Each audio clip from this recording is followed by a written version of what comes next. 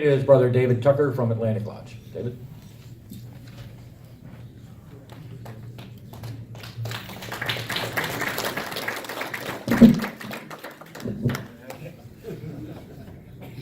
I'll fix it. There you go. Ooh, that mic's a little hot after that last talk.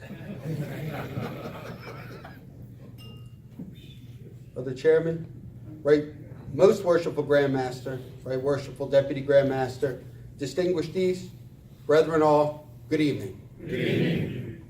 My name's David Tucker, and I'm a candidate for Junior Grand Warden. You can see our resumes, of course, in the Freemason. Everybody alludes to that. But it's always good to hit the highlights. If you look in the Freemason, you'll see that I've been blessed with a good academic formal education.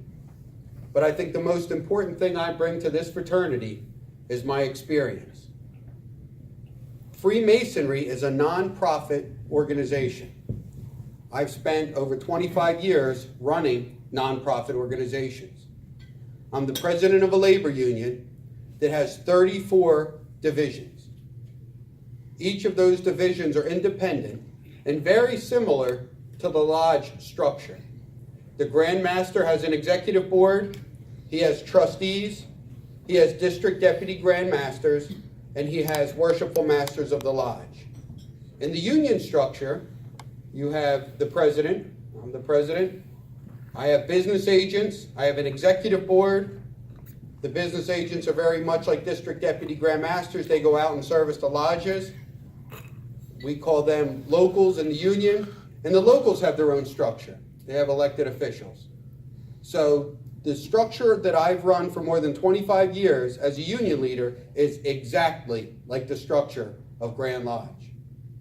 I've been very successful in those pursuits, and I've learned some very important lessons. The lesson, which translates directly into Freemasonry, is to make good men better, you need education and leadership.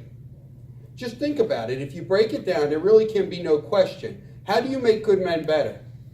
As Masons, we say we make good men better. We don't make them better by overfeeding them. We don't make good men better with scotch and cigars. What makes good men better is our Masonic ritual and our lessons that we impart to try to take someone from an imperfect ashlar to a perfect ashlar. That's a very direct comparison to creating the nature of a man. And we do that through our programs. I think historically, Grand Lodge, out of administrative duties, has gotten away from that. I like to use analogies and metaphors when I give my Masonic talks, and I often refer to Grand Lodge and Masonry like a school. When you go to school, you have science and you have math and you learn. You also have recess. Recess is fun, but recess is not the point of going to school. The point of going to school is math and science.